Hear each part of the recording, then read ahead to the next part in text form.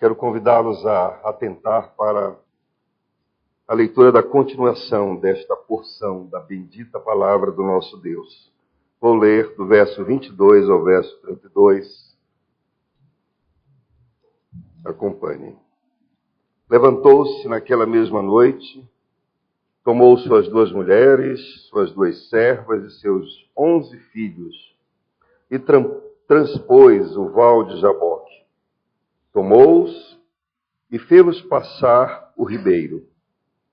Fez passar tudo o que lhe pertencia, ficando ele só, e lutava com ele um homem até ao romper do dia.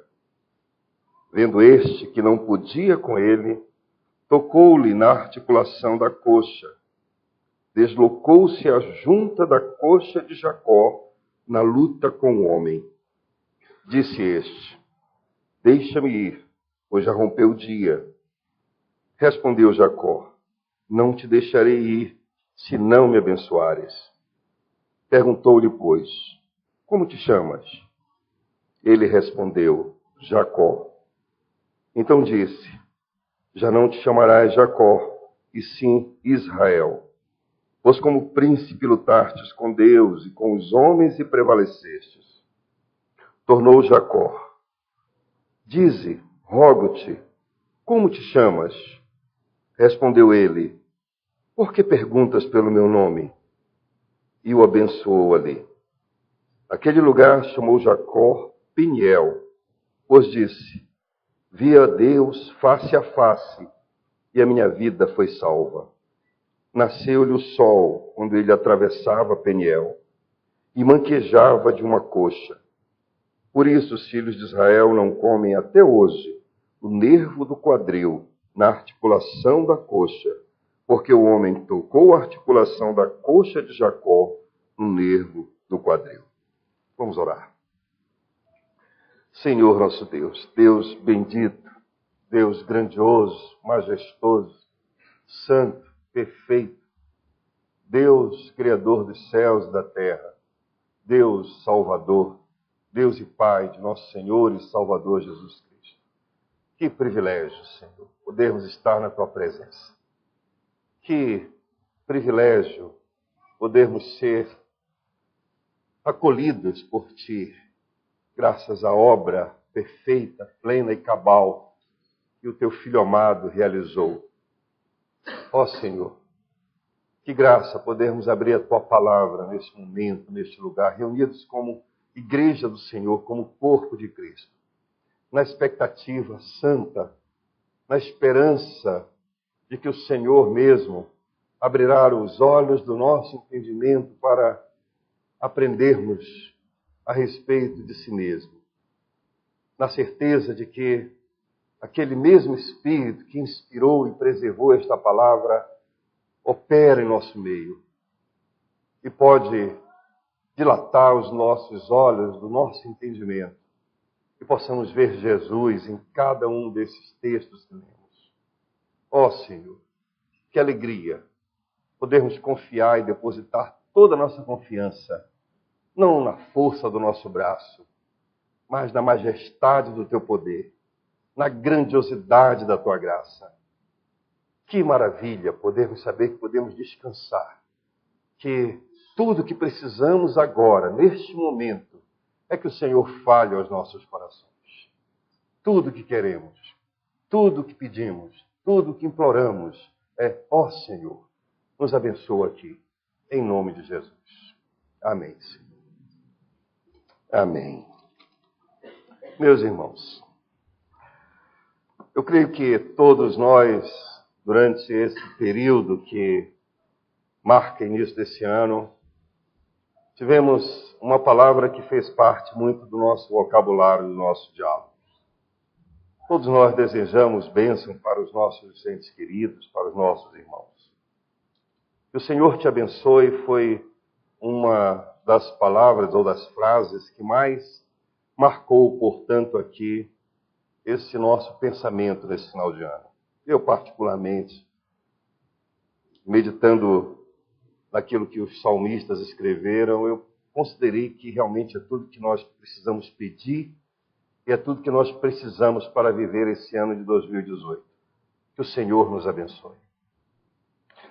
Mas eu sei que essa palavra pode ser uma palavra extremamente gasta. Muitos a usam e às vezes nós próprios podemos cometer esse grande equívoco, sem saber aquilo que estamos pensando, pedindo ou invocando. É muito comum algumas pessoas nos procurarem, não sabemos na verdade com que propósito, né? E se referir, abençoado, se tornou um chavão uma expressão. E eu penso que nós precisamos considerar, para que possamos até usar com mais propriedade, o que significa a bênção de Deus. O que é que nós pedimos ou oramos quando queremos que o Senhor nos abençoe? Qual a essência? Qual o sentido? Qual o real significado de ser abençoado? O texto que nós lemos nos leva a um momento mais dramático da vida do patriarca Jacó. Na verdade, esta impressionante narrativa, ela é muito singular.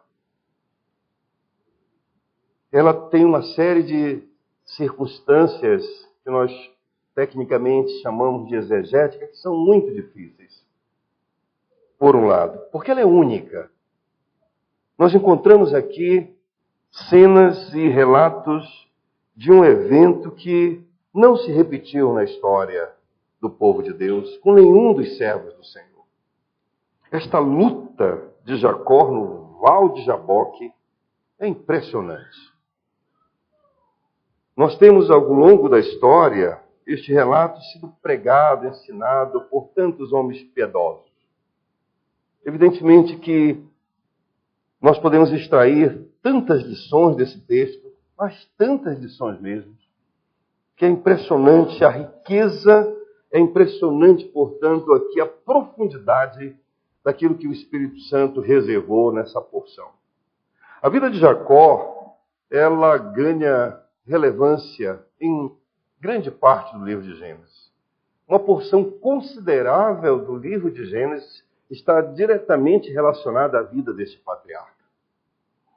Nós encontramos aqui lições que poderiam ser extraídas, por exemplo, sobre a oração.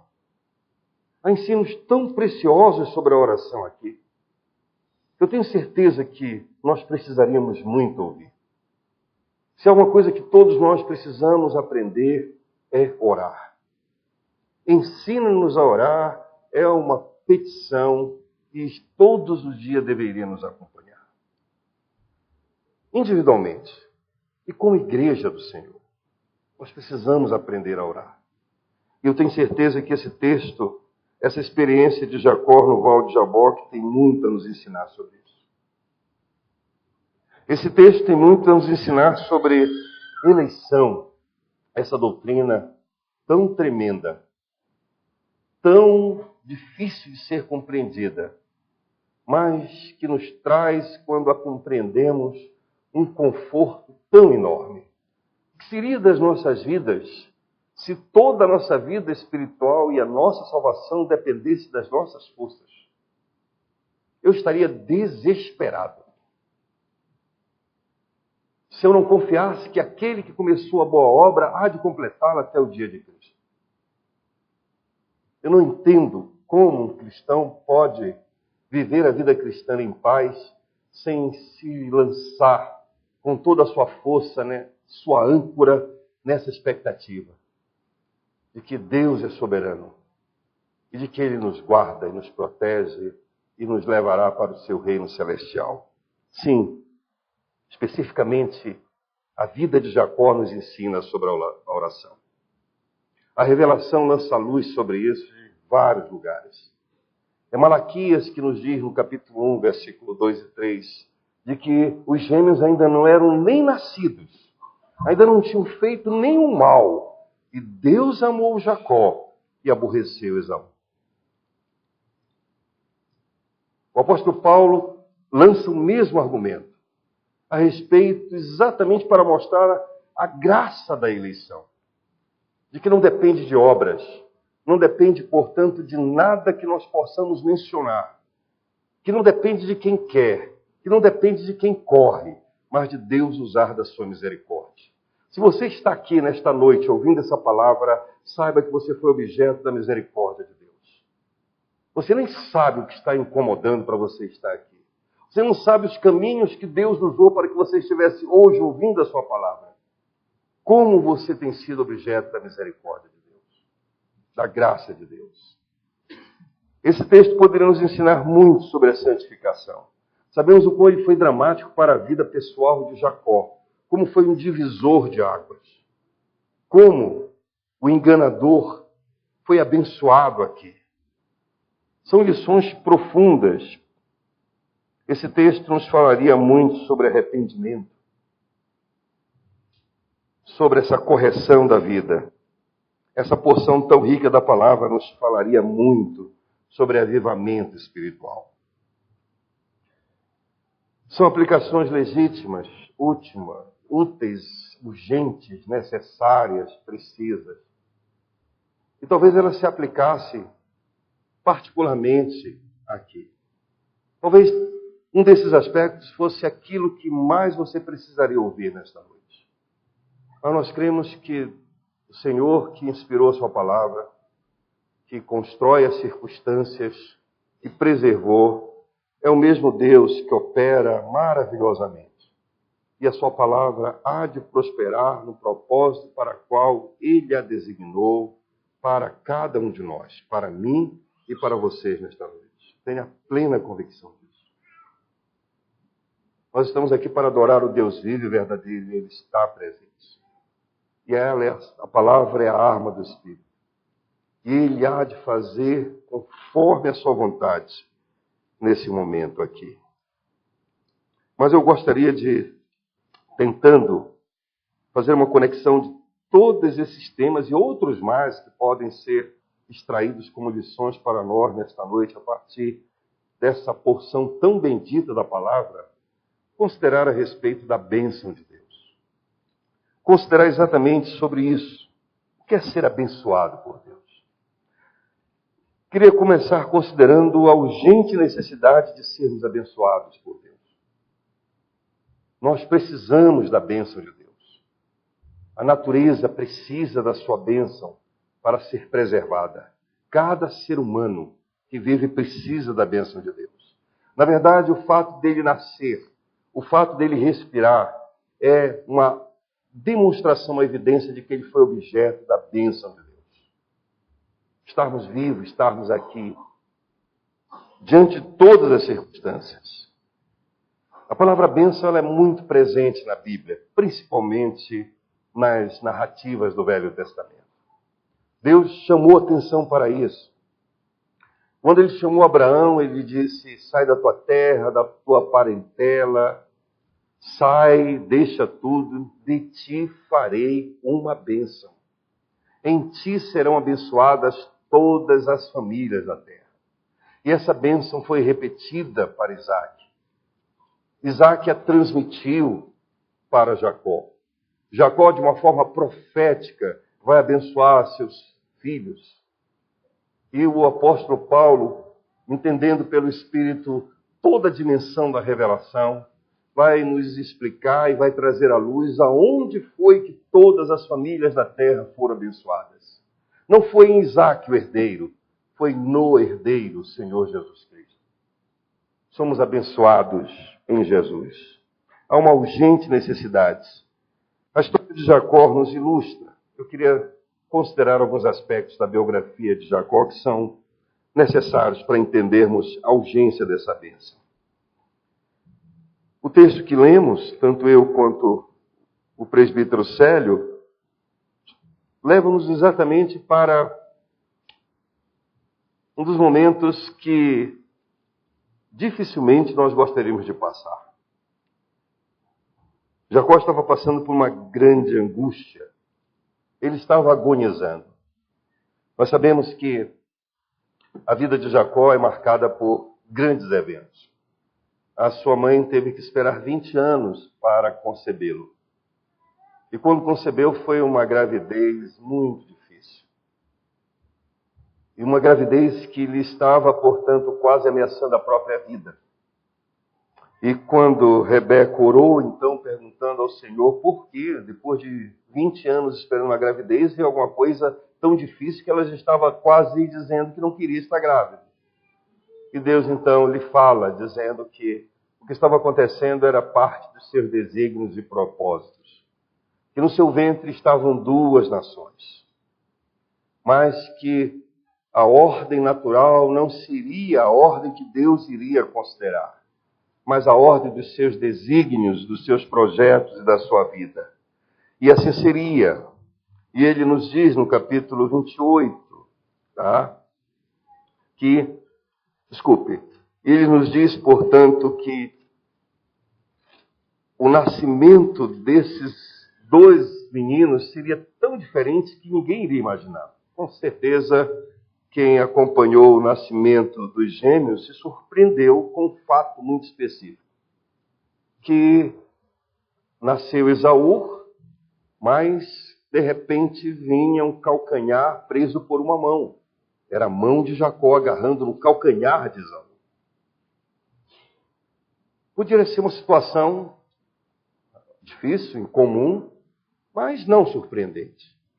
Mas aquela cena não era uma cena simplesmente aqui natural. Era algo especial. Deus queria, portanto, didaticamente ensinar o que estava acontecendo ali. Para que a sua palavra se cumprisse. Para que o que ele estava determinado pudesse acontecer. Os filhos lutavam no ventre dela, então disse, se é assim, por que vivo eu? E consultou ao Senhor.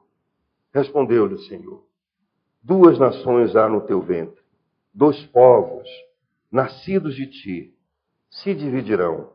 Um povo será mais forte que o outro, e o mais velho servirá ao mais moço.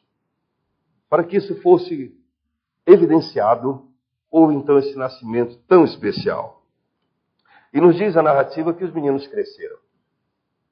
E a diferença de caráter, a diferença de personalidade, parece que se revelava na diferença natural. Esaú era um urso peludo. O seu nome é dado exatamente porque, além de ser peludo, ele era ruivo. Jacó não. Jacó era, em termos, portanto, aqui de perfil, completamente diferente. Mas eram diferentes também nas suas ações. Nos diz o texto que Jacó era um homem caseiro, doméstico. Esaú, por sua vez, era um aventureiro. Era alguém que era um exímio caçador, um especialista, portanto, aqui em viver de uma forma livre. Mas havia uma outra diferença. Havia uma diferença, portanto, física. Havia uma diferença no que diz respeito à personalidade, mas havia uma diferença no que diz respeito ao tratamento. Não sei se pelas circunstâncias, não sei se porque Esaú é o oposto de Isaac, que era um homem pacato, pacífico e doméstico. Talvez isso lhe atraísse no seu filho tão aventureiro. Mas nos diz a palavra de Deus que Isaac amava Esaú e Rebeca, porém, amava Jacó. Difícil. Mas havia uma diferenciação no tratamento. Mas eles eram diferentes em tantas coisas. Só eram iguais numa única coisa. Nasceram em pecado. Tinham a mesma natureza espiritual. Não havia distinção.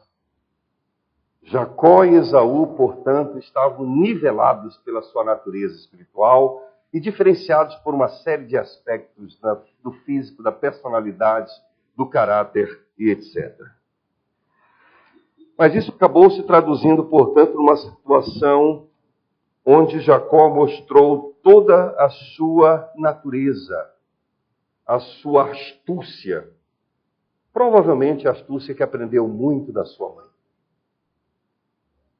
Jacó tinha uma personalidade muito, muito formada por sua mãe. Se há uma mulher na Bíblia que mostra uma astúcia, que mostra para o bem e para o mal, uma habilidade, uma inteligência de pensar rápido, de agir rápido, era Rebeca. como ela era perspicaz, como ela talhava situações para que se cumprisse.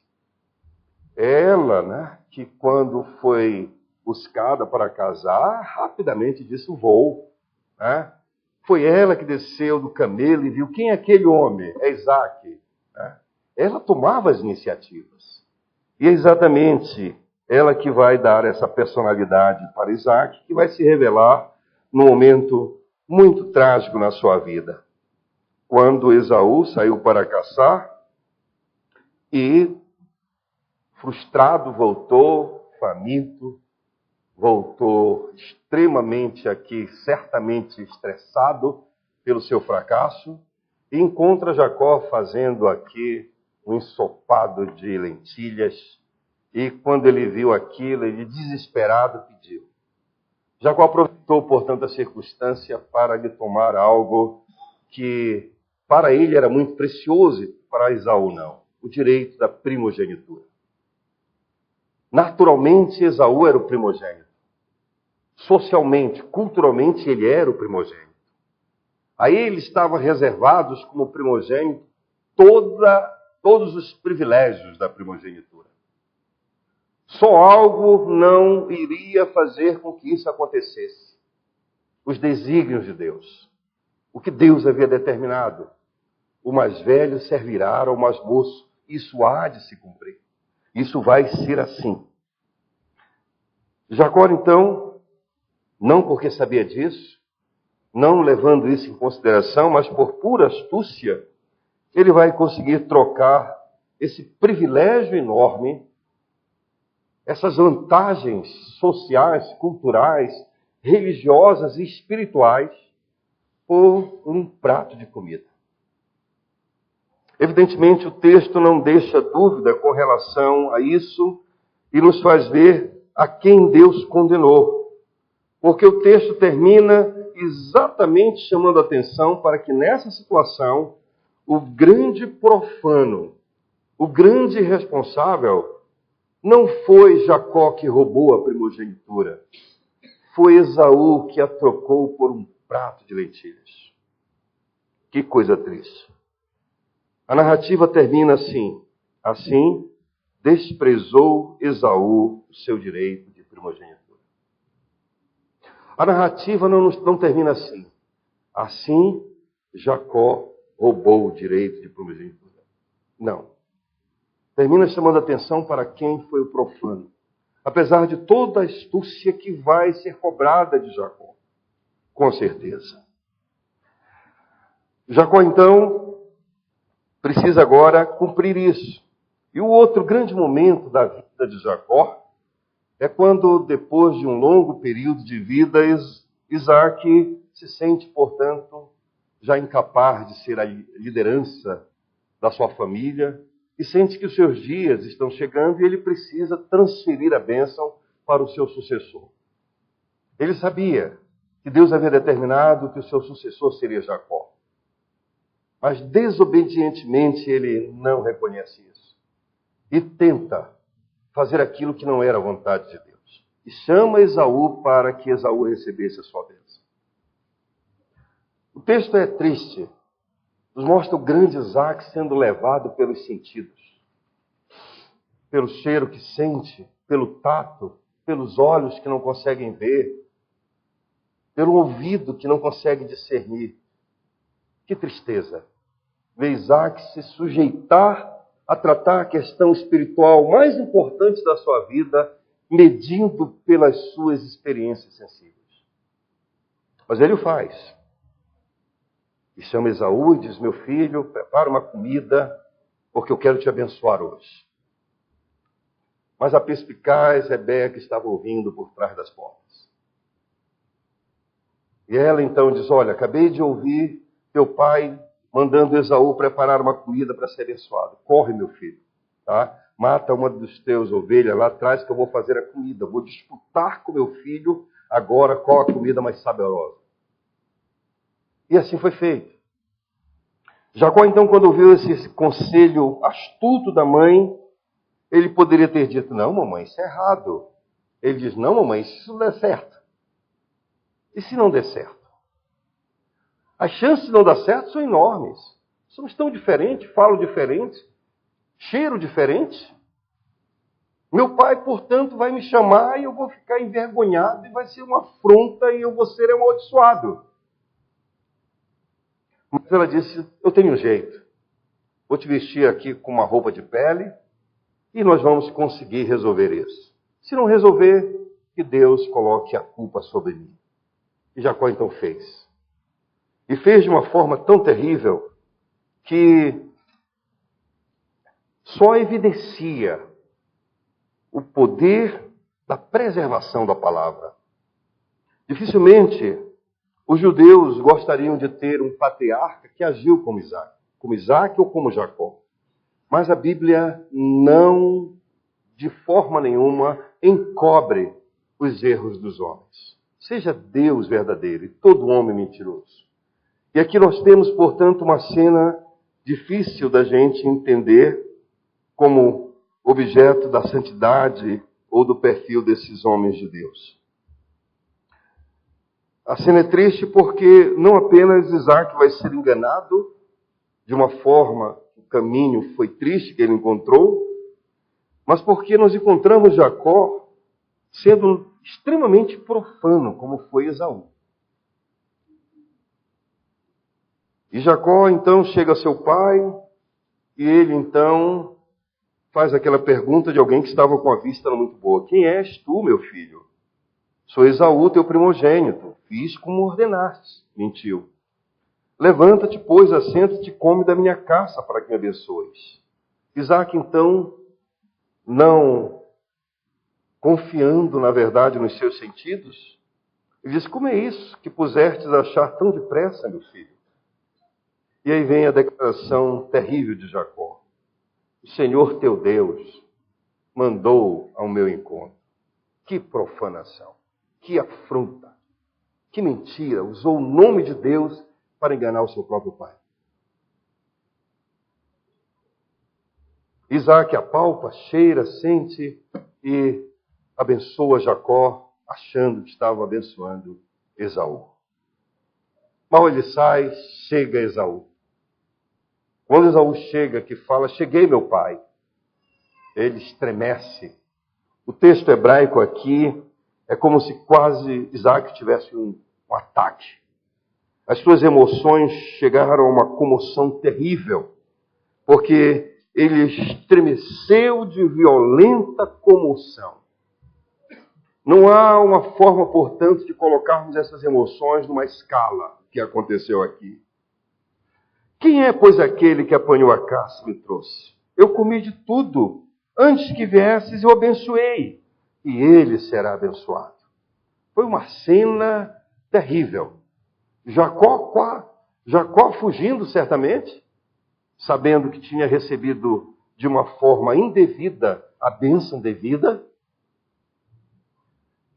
Isaac quase que tendo um ataque do coração. E a cena seguinte é Esaú gritando com profundo amargor. Abençoa-me também, meu pai. Um grito desesperado. Abençoa-me também, meu pai. E Isaac não pode fazer nada. E aí vem exatamente aquilo que já estava determinado, que Deus permitiu que acontecesse, mas só que agora fica elucidado. É por isso que ele se chama Jacó. Não é à toa que seu nome é enganador. Nós não temos como discernir isso na nossa língua portuguesa porque os termos em hebraico são tão próximos. Calcanhar e enganador são as mesmas letras. Só muda uma única vogal. Então, segurar o calcanhar passou a ser uma expressão ou uma cena daquele que quer enganar, levar vantagem. E o nome Jacó e enganador se tornaram sinônimos nessa circunstância. E Esaú discerne isso. E ele diz, não é à toa, não é sem razão que ele se chama calcanhar, enganador. Bem, isso teve uma outra situação. Esaú fez um juramento de que assim que seu pai morresse, ele mataria o seu irmão. Mais uma vez, a astuta Rebeca ouviu isso e solucionou a situação com toda a sua astúcia. Chegou para Isaac e disse: olha, eu não aguento mais essas minhas noras. Estou aqui temendo que Jacó se case com uma dessas cananeias e a minha vida vai ser um horror. Ah, meu marido, vamos mandar esse menino embora, tá? Porque senão ele vai acabar fazendo um casamento errado.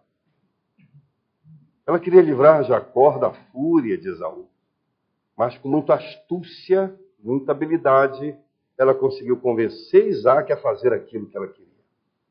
Isaac chama Jacó e o despede para a Síria.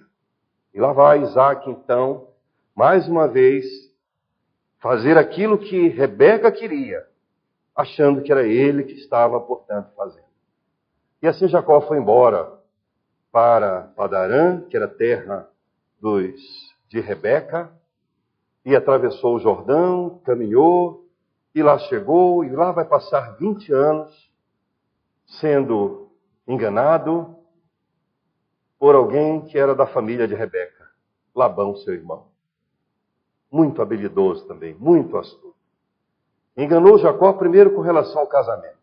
Jacó chegou e logo se apaixonou por Raquel. E o seu amor foi tão grande, é uma poesia tão linda de Camões sobre isso, né? E para ele, realmente, os 7 anos que serviu por Raquel pareciam dias, pelo muito que a amava. Os namorados gostam muito de mandar essa poesia, né? Camões. É uma cena muito linda mesmo. E o que é interessante é que no dia do casamento, a noiva toda ataviada, quase com uma burca, Jacó casa, achando que estava casando com Raquel, estava casando com Lia. Mas Labão disse: não tem problema, você me serve mais 7 anos. E foi assim que ele serviu por Raquel 14 anos, a bem trabalhar para Labão. Mas Deus teve misericórdia e conseguiu fazer com que a vida de Jacó fosse atenuada. E Jacó enriqueceu mesmo com todos os empecilhos que Labão lhe colocava. Mais tarde, quando eles se encontraram para um acerto de contas, Jacó jogou isso no seu rosto: 10 vezes me trocaste do salário, 10 vezes me enganaste, mas o Senhor foi comigo. Esses dias em Padarã, na Síria, foram de aprendizados para Jacó. Um enganador sendo enganado. Ele sentiu na pele o que era, portanto, aqui enganar. E isso foi muito duro para Jacó. Até aquele momento em que ele percebeu que a sua própria vida agora estava correndo perigo, como estava lá em Canaã. Agora também, Labão e os seus filhos estavam muito incomodados, porque Jacó se tornava cada vez mais rico. Deus estava abençoando. O trato que ele fez com Labão foi um trato que, só resumindo aqui, era extremamente um contrato vantajoso para Labão.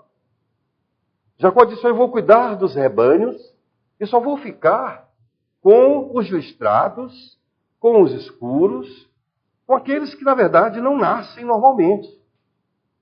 Rapidamente Labão aceitou, porque ele disse: ele vai levar com certeza a pior. Mas Deus abençoou. Deus apareceu em sonho a Jacó e disse: Jacó, eu vou te abençoar. Leva os teus rebanhos na hora, portanto, da procriação. E ele pegou uma haste, fez listas nessas hastes, e os animais só estavam dando animais listrados. E assim Jacó se tornou muito rico. Na verdade, Deus havia abençoado. E Jacó tentou ajudar Deus mais uma vez, e não era preciso. Deus já tinha decidido que ele seria abençoado. E ele fez isso quando Jacó se encontrou com ele, quando estava vindo para Padarã. Jacó se encontrou com Deus em sonho. Ele veio sozinho, solitário, portanto, objetos de muitas ameaças, seria facilmente alvo de qualquer bandido. Jacó teria que caminhar semanas ou meses para sair de Canaã até chegar em Padarã, que seria já na Mesopotâmia. E nessa caminhada ele descansou, dormiu sobre uma pedra e teve um sonho. E o Senhor lhe apareceu um sonho. E uma escada saía da terra até os céus, e os anjos subiam e desciam por ela. Jacó entendeu que era, portanto, um lugar abençoado. E é exatamente nesse encontro que ele teve com Deus, que Deus lhe aparece, tá? Que Deus lhe fala em sonho: eis que estou contigo, e te guardarei por onde quer que fores, e te farei voltar a esta terra, porque te não desampararei, até cumprir eu aquilo que te hei referido. Deus se apresenta a Jacó, lhe anuncia que a bênção que ele recebeu de Isaac seria cumprida assim, porque ele é que estava validando esta bênção. É o primeiro encontro de Jacó com o Senhor, em sonhos. E é nessa força que Jacó, então, acorda do seu sono, temendo Deus estar neste lugar, eu não sabia, e não sabia mesmo, e que ele faz um voto ao Senhor. Levantou, portanto, de madrugada, tomou uma pedra, a mesma pedra em que ele havia, portanto, dormido, e erigiu uma coluna, entornou azeite, deu àquele lugar o nome de Casa de Deus, Betel, e fez um voto: se Deus for comigo e me guardar nessa jornada que empreendo, e me der pão para comer e roupa que me vista, de maneira que eu volte em paz para a casa de meu pai, então o Senhor será meu Deus. E a pedra que erigi por coluna será a casa de Deus. E de tudo quanto me concederes, certamente eu te darei o dízimo. Há muitas interpretações sobre esse texto. Alguns veem Jacó ainda o enganador, tentando fazer um conchavo com Deus. Alguns veem, portanto, que Jacó está simplesmente fazendo um toma lá da cá. Se, eu farei. Mas eu penso que não é isso. A revelação de Deus a Jacó é progressiva. Ele vai responder à medida que Deus se revela. E nessas circunstâncias, era tudo que Jacó poderia fazer. Não podemos exigir de Jacó uma espiritualidade que ele ainda não possuía. Mas a luz que Deus lhe deu, ele a respondeu devidamente. Pode ter sido aqui uma experiência religiosa, mas era tudo que Jacó poderia responder a essa altura. E ele respondeu muito bem. Entendeu que aquele lugar era santo. Entendeu que ele estava ali, portanto, lidando com o Deus de seus pais. Entendeu que esse Deus, portanto, precisa ser adorado. E que ele precisa devolver aquilo que Deus lhe daria. O dízimo aqui seria a devolução, não seria a oferta de Jacó. Seria apenas o reconhecimento de que tudo que ele teria, só o teria por causa de Deus. A situação de Jacó, portanto, mesmo tendo essas experiências, continuou sendo de alguém que só tinha até então essa porção de revelação. E assim ele decide retornar, e o seu retorno não foi dizer: olha, Labão, meu sogro, preciso voltar, foi muito bons dias. Não. Ele sabia que não teria condições de voltar, então ele foge, ele escapa. E sem, na verdade, dizer para o seu sogro, para os seus cunhados, ele prepara o momento da fuga. Aproveitem que Labão tem uma outra atividade, está distante, e ele foge. Tanto é que só 3 dias depois, Labão soube que o seu genro, as suas filhas e os seus netos foram embora com uma porção muito grande da sua riqueza, que ele achava que poderia tomar de Jacó. Então Labão prepara, portanto, o seu grupo militar e vai atrás de Jacó, pronto para exterminá-lo e trazer todos de volta. Mas mais uma vez Deus tem misericórdia de Jacó. E aparece sonho a Labão e lhe dá uma ordem muito simples. Tá? Não faça nada. Não toque Jacó. Não ouse. E Labão temeu. E acabou, mesmo expressando toda a sua ira, sua fúria, fez um pacto de paz com Jacó e ambos prometeram nunca invadir o território do outro em uma situação de litígio e de guerra. Isso foi confirmado pelo Senhor, mais uma vez, com a manifestação da sua graça e da sua presença. Anjos apareceram. Aqui estava o bando de Jacó, seu grupo, seus servos, suas mulheres, seus filhos. E de repente aparecem seres celestiais. E Jacó os vê. E sabe que eles estão a serviço dele, para guardá-lo, para protegê-lo. E assim ele caminha por Manaim. E depois dessa experiência com Manaim, chegamos então ao texto que lemos, o capítulo 32. Os anjos de Deus que saíram a encontrá-lo, poderia ser suficiente para dar a qualquer pessoa tranquilidade. Mas a experiência de Jacó com Deus precisava ser, portanto, aqui avançada, acrescida. E assim, chegamos ao momento em que Jacó sabe que tem que se encontrar com Esaú, com Edom. As notícias corriam. E ele sabe agora que Esaú não está mais em Canaã. Que, tentando amenizar a situação, ele casou, portanto, com as filhas de Ismael, seu parente, da sua parentela, e que ele foi para as montanhas de Seir, para o monte, e lá ele estava vivendo muito bem.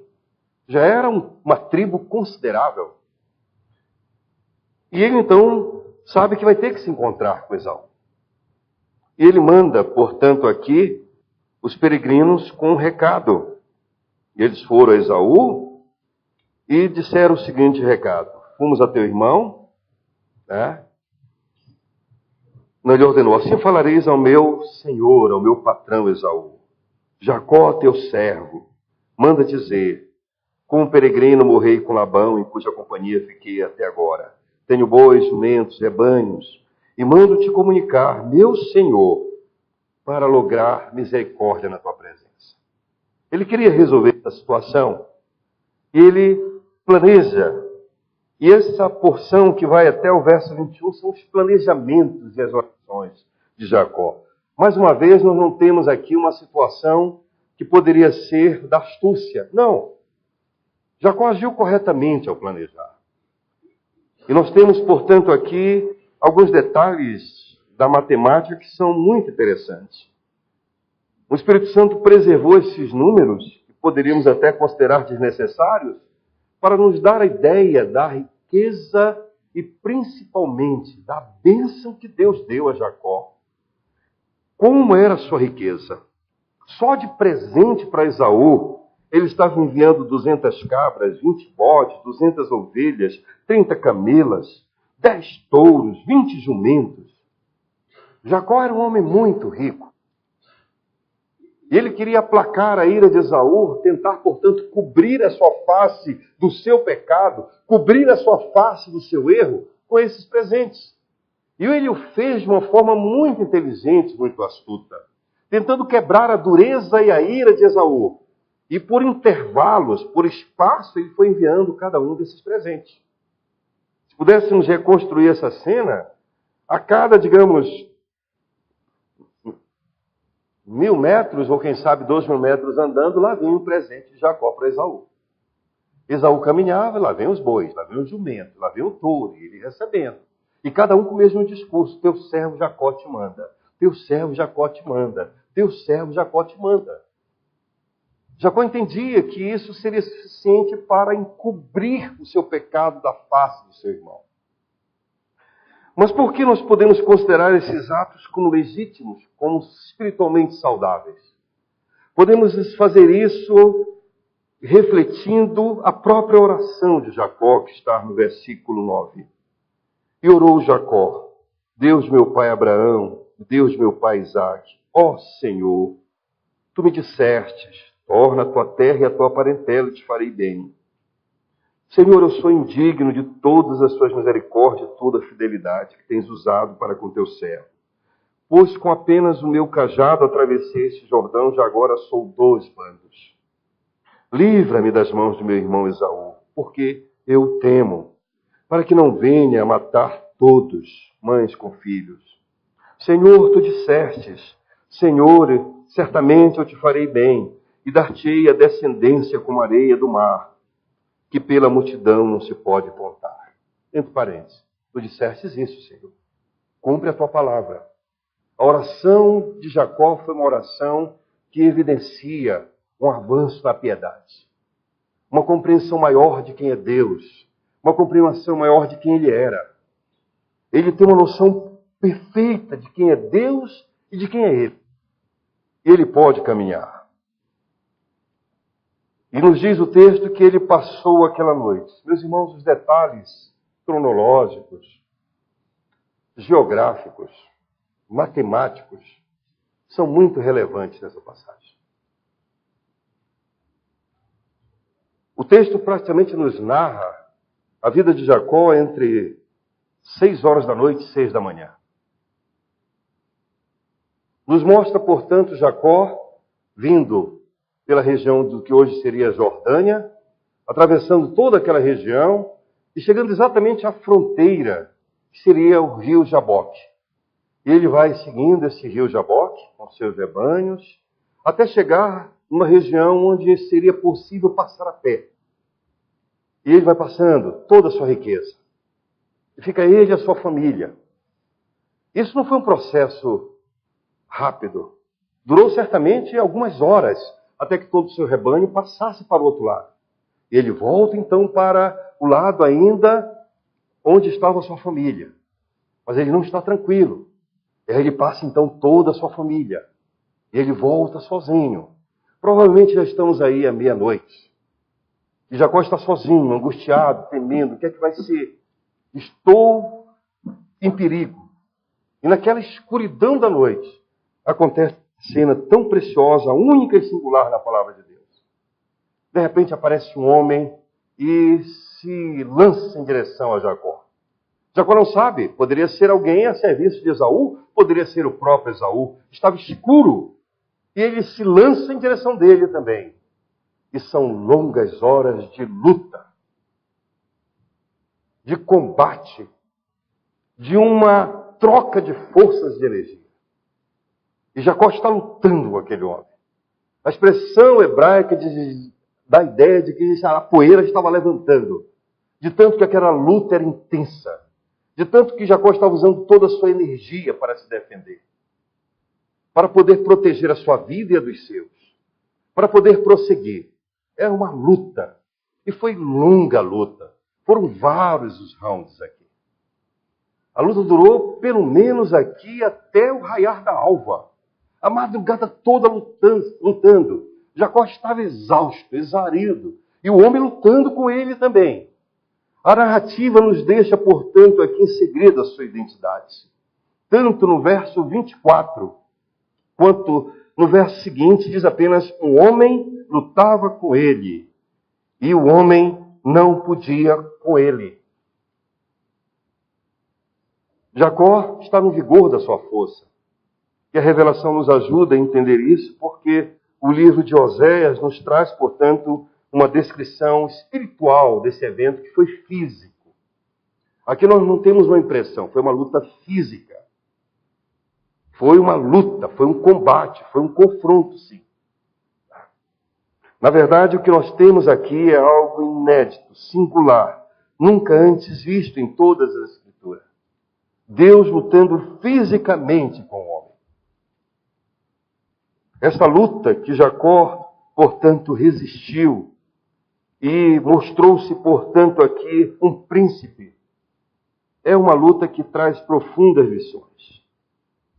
Nos diz, portanto, que ao romper do dia, vendo aquele homem que não podia com ele, tocou-lhe na articulação da coxa, deslocando-se a junta da coxa na luta com o homem. É claro que isso poderia ter sido os primeiros segundos da luta. Isso poderia ser a ação, portanto, aqui, que o homem, este ser que luta com Jacó, poderia ter feito no primeiro momento. O texto nos diz, portanto, que depois dessas longas e exaustas horas de combate, de confronto, de luta, ele só fez um toque. Só deu um toque. Depois de tantas horas medindo força com Jacó, aquele homem só deu um toque sutil e Jacó desabou. Completamente desestruturado. Eu sei que referências à luta não é uma coisa muito boa, né? Mas uma vez eu li a história do judô, né, e do jiu-jitsu, e eu li um pouquinho sobre a respeito da biografia dos Gracie.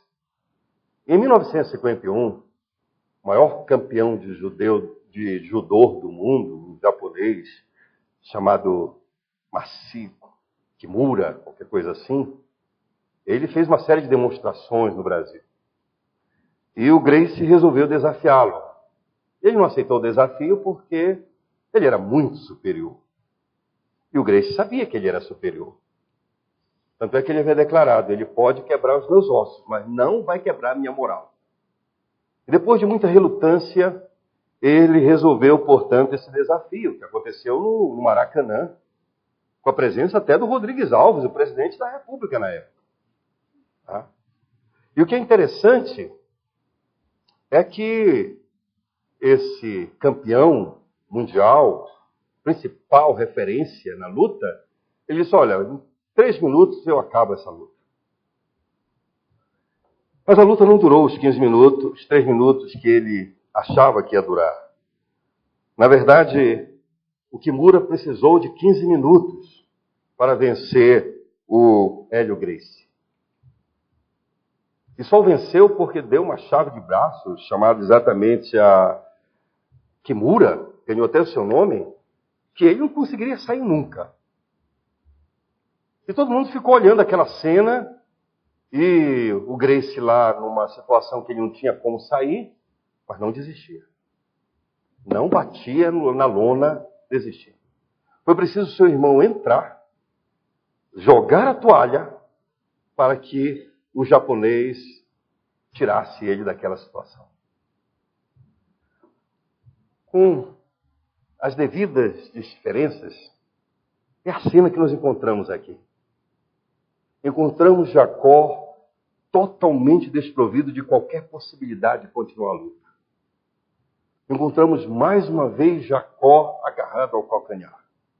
Agarrado ao calcanhar daquele homem, no chão, desconjuntado, no pó, se arrastando, agarrando aquele calcanhar, a tudo que ele podia fazer.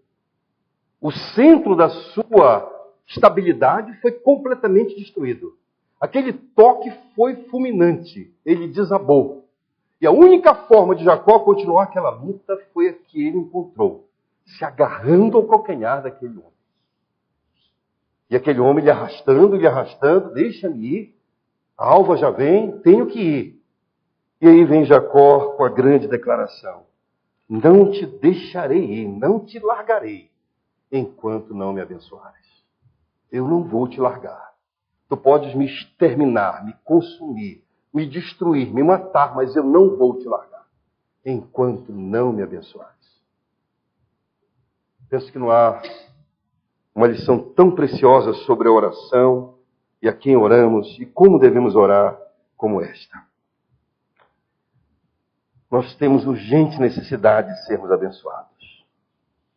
Quem era Jacó? Um enganador. Alguém que de forma nenhuma poderia ser objeto de atração. Mas por que Deus olhou para Jacó? Por que Deus resolveu abençoar Jacó? Porque ele prometeu que abençoaria. Porque os seus decretos eternos se cumprem. Porque ele decidiu antes que aquelas crianças pudessem decidir o que é certo e o que é errado, que amaria Jacó. Deus decidiu. Todas as iniciativas de abençoar Jacó partiram de Deus. Todas. Deus decidiu abençoar Jacó. Deus apareceu para ele em sonho. Deus o protegeu. Deus o guardou de Labão. Deus o conduziu até o Jaboque. Deus se manifestou e lutou com ele para que ele pudesse abençoá-lo. Essa é a grande lição que aprendemos aqui, a soberania, iniciativa, a soberana iniciativa de Deus em nos abençoar. Isso chama atenção exatamente porque nós não temos nenhum mérito, nunca vamos poder ter. Portanto, quando pedimos a Deus que nos abençoe, precisamos sempre sublinhar. Me abençoa, Senhor. Primeiro, porque somente Tu podes me abençoar. E segundo lugar, porque eu só posso pedir. Não tenho mérito algum. Mas, Senhor, eu não Te deixarei enquanto não me abençoares. Isso se aplica a cada área da sua vida que só o Senhor conhece. Na verdade, nós temos aqui esse dado. Deus o fez. A revelação nos diz quem é o anjo da aliança. Este homem que está lutando Jacó é o anjo da aliança. O Senhor Jesus, a imagem eterna do Deus invisível. Jacó teve o privilégio de lutar com Jesus. O anjo da aliança é o nosso amado Senhor e Salvador. É a razão da aliança de Deus com os homens. E Jesus, agora, antes de encarnar, se aparece como anjo da aliança e luta com Jacó. É esse Jesus que pergunta àquele homem agarrado ao seu calcanhar, desprovido de toda a força, de toda a soberba, de toda a altivez, e pergunta: quem é você? Quem é você? Quem é o Filho do Homem para que eu visite? Quem é você? Quem sou eu? Quem somos nós para reivindicarmos qualquer bênção de Deus? O que nós podemos apresentar a Ele que possa, portanto, atrair a sua bênção? O que podemos fazer? Absolutamente nada. Não temos nada a oferecer. Mas Ele o faz. Assim como Ele o fez a Jacó, Ele faz a todos que o procuram. A bênção de Deus que Jacó queria não era necessariamente uma proteção contra Esaú. A bênção que Jacó queria, e agora, pela graça de Deus, ele chega a esse estágio, é o próprio Deus. Como te chamas? Como te chamas? Tu, que estou segurando o calcanhar, é quem não deixarei. Como te chamas? Qual o teu nome? E o anjo não lhe respondeu, mas o abençoou ali. Nos diz a palavra de Deus que isso é verdade. Jacó entendeu isto e lutou por isto. A revelação lança a luz perfeita e precisa sobre isso. Em Oséias, capítulo 12, nós temos, portanto, aqui a descrição exata do que estava acontecendo. Oséias, capítulo 12, a partir do verso 2, está escrito: o Senhor também com Judá tem contenda e castigará Jacó, segundo o seu proceder, segundo as suas obras o recompensará. No ventre, Jacó pegou o calcanhar de seu irmão.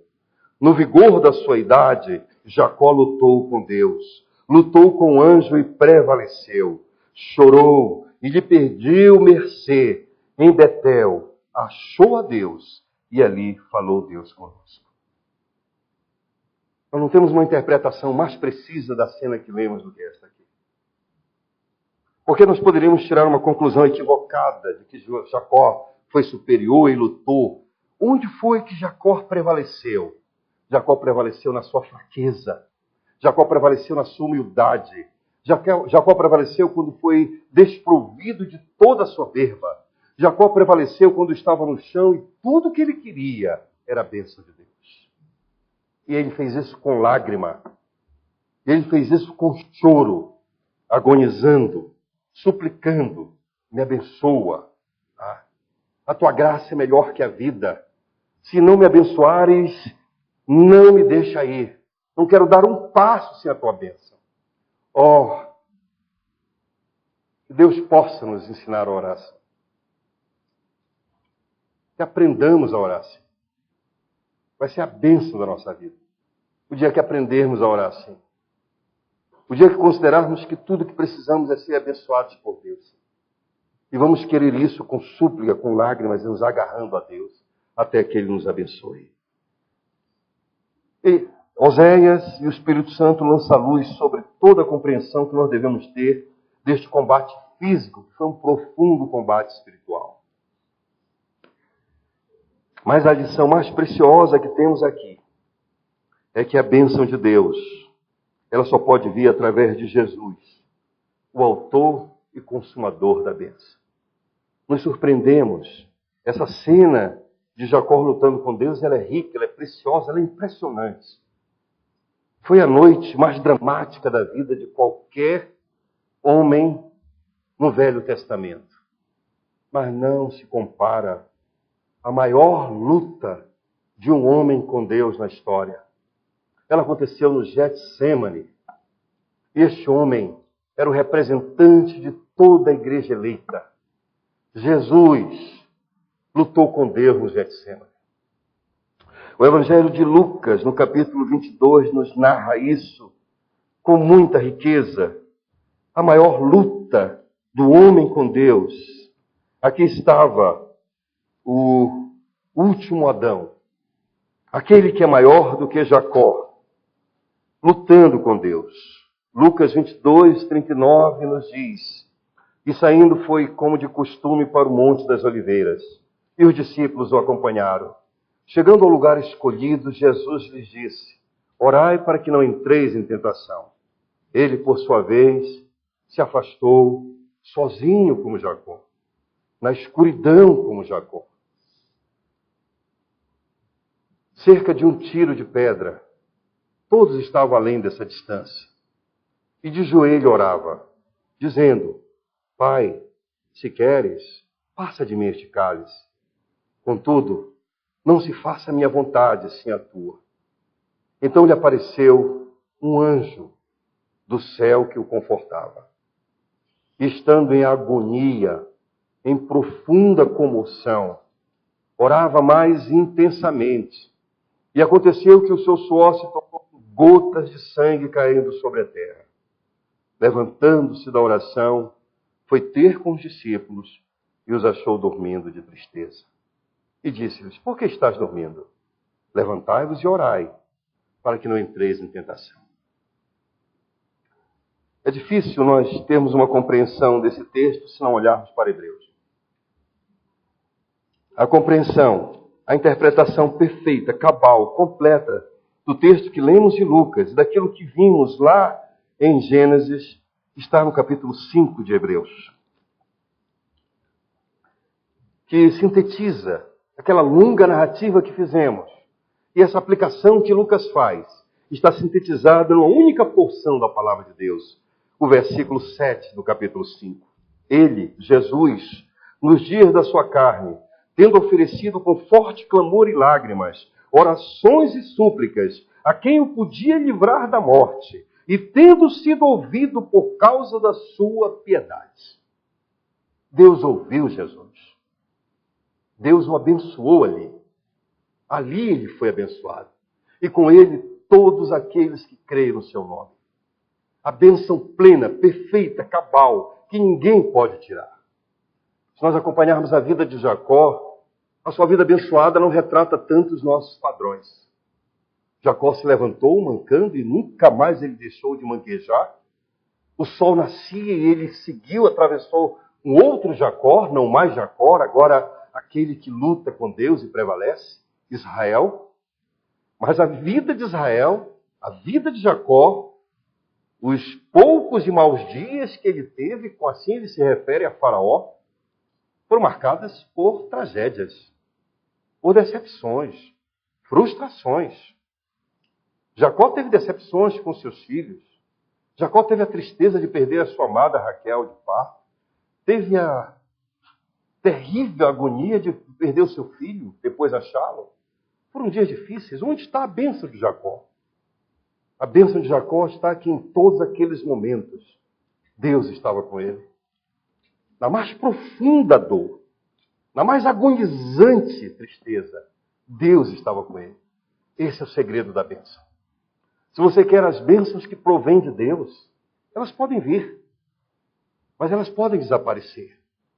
Em um único dia, lá se vão os bois, lá se vão os camelos, lá se vão os filhos. É a experiência de Jó. Mas quando Deus está como a sua grande bênção, ela nunca vai poder ser retirada. Quando Deus é a sua fonte maior de prazer, de alegria, de satisfação, nada pode remover isso. Jesus é a nossa bênção. Ele é o autor, é o consumador de toda a plenitude das bênçãos celestiais nos lugares celestiais. É isso que nós anunciamos aqui.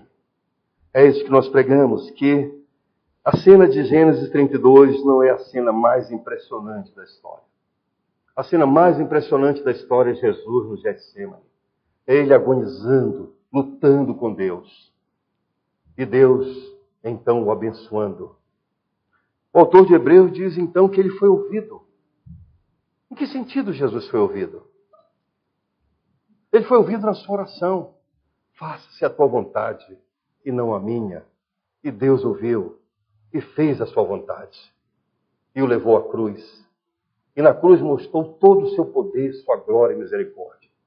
Não há lugar onde todos os atributos de Deus estão presentes como na cruz. Ali está todo o poder de Deus, toda a sua santidade, toda a sua ira, toda a sua justiça, toda a sua bondade, que Jesus estava morrendo por mim e por você. Ali Deus se revela plenamente. Aquele que lutou com Jacó, agora luta com Deus para nos abençoar. É isso que nós pregamos. É isso que nós oferecemos a cada um de vocês. As aplicações são muito perfeitas para podermos aqui alistar todas, irmãos. Mas quando é que nós somos verdadeiramente abençoados? O texto que lemos revela. Primeiro, quando somos objetos dos eternos decretos de Deus. Que bênção ter sido eleito antes da fundação do mundo, meus queridos. Nós, Jacós, todos. Porque não há um justo sequer, não há um que faça bem. Todos se perderam. Somos abençoados por Deus quando somos lançados no pó. Quando não temos outra alternativa senão nos agarrar a Deus. Somos lançados no pó. Quando estamos no pó, somos abençoados. Quando nas situações mais adversas, nos momentos mais dramáticos, podemos dizer, ah, meu Deus, que bênção que nós temos. Que misericórdia. Temos um Deus a quem recorrer. Somos objetos da bênção de Deus, quando Ele revela na face de Cristo a sua glória. Quando conhecemos a Jesus. Que privilégio responder sim ao Evangelho. Que bênção. Que misericórdia. Foi um ato da soberania de Deus. Para que pudéssemos crer, Deus usou um poder muito maior do que para criar o universo. Quando cremos que Jesus é o Filho eterno do Deus vivo, que é a imagem exata do que Ele é. A sua imagem eterna. Jesus é a imagem eterna do Deus eterno. Que bênção! Quando temos nele a plenitude de todas as bênçãos celestes. Somos abençoados de Deus quando o seu toque marca a nossa vida. Quando na nossa vida manquejamos o andar de Deus que nos tocou. Quando a nossa fome por Deus for a maior realidade da nossa vida. Aí nós podemos de fato dizer, somos muito abençoados por Deus. Quando Deus aumentar nossa fome por Ele. Quando estivermos num estado tal que não vamos largar Deus enquanto Ele não nos abençoar. Aí podemos declarar, somos as pessoas mais abençoadas sobre a face da terra. Que Deus nos abençoe. Vamos lá. Graças te damos, Senhor, pela tua palavra rica, que tu aplique no meu coração, na minha vida, na vida de cada um dos teus servos, na vida de cada um que tu, pelo teu poder, controlador das circunstâncias, trouxestes aqui nesta noite. Que ela possa gerar vida, possa nos fortalecer na vida cristã e possamos levar esses ensinamentos e colocar em prática. Ó Deus, ser gracioso. Ser tu, Senhor meu Deus, o nosso abençoador. Ser tu a nossa bênção. Ó Deus, nos leva ao Jaboque, Senhor, por favor, para que possamos ver a glória do Senhor Jesus, aquele que teve o combate, a luta mais agonizante para conquistar para nós bênçãos eternas. Nos conquistar para nós o privilégio de sabermos que, muito em breve, vamos estar para sempre desfrutando da face do Deus Todo-Poderoso e sendo objetos de uma bênção que só vai aumentar a cada momento da nossa existência na eternidade. Porque sim, ó Senhor, conheceremos e prosseguiremos em conhecer o Senhor. A eternidade será uma eternidade abençoada, porque estaremos desfrutando da tua face, ó Cordeiro Santo, no nome de quem oramos. Amém. Bendito seja.